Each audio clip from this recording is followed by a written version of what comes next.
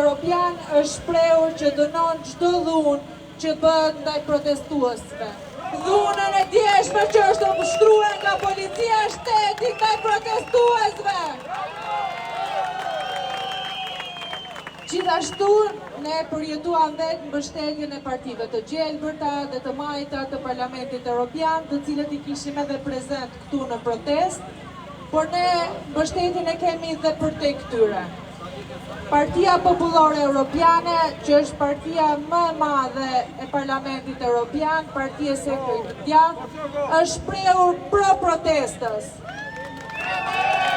Më lejoni që të citoj disa nga paragrafet e rezolutës së Asamblesë politike të Partisë Popullore Europiane, të zhvilluar me datën 29 dhe 30 qershor 2026 në Vjenë. Shpreh shqetësim të thellë për regresin e vazhdueshëm demokratik në Shqipëri, dobësimin e institucioneve demokratike, shtetit të së drejtës, pikëqyrjes parlamentare, transparencës, llogaridhënies dhe ndarjes së pushteteve.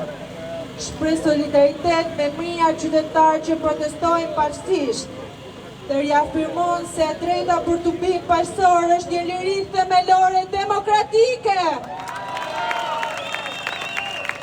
Pranon legitimitetin e shqetësimeve dhe kërkesave të ngritur nga protestuesit paqësor, përfshirë llogaridhënien politike, një reformë zgjedhore të vërtetë dhe gjithëpërfshirëse, një ndarje të qartë midis shtetit dhe partisë, hetim efektiv ndaj korrupsionit në nivele të larta, ndjekje penale dhe ndeshkim të krimeve zgjedhore, shfuqizim të legjislacionit dhe praktikave qeveritare në kundërshtim me interesin publik, si dhe mbrojtjen e mjedisit, zonave të mbrojtura, trashëgimisë kulturore dhe të drejtave të pronës.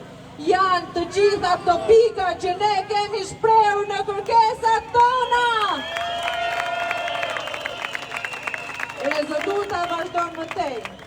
Dënon çdo përpjekje për të intimiduar, djegur penalisht ose heshtur protestuesit paqësor, gazetarët, aktivistët mjedisor, ekspertët dhe përfaqësuesit e shoqërisë civile që ushtrojnë të drejtat dhe liritë e tyre demokratike.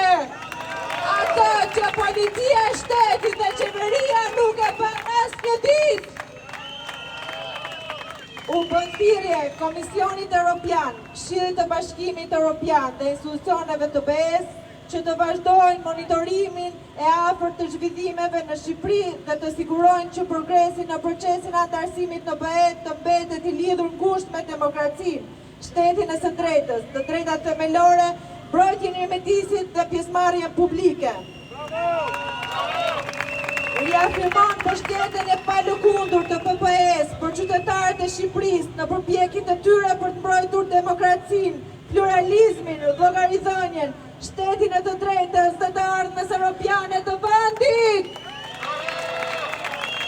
Europa është me ne, nuk jemi vetëm, jemi më të fortë se kur. Të vetmi që ja vetëm është qeveria e korruptuar shqiptare, qeveria që nuk na përfaqëson më.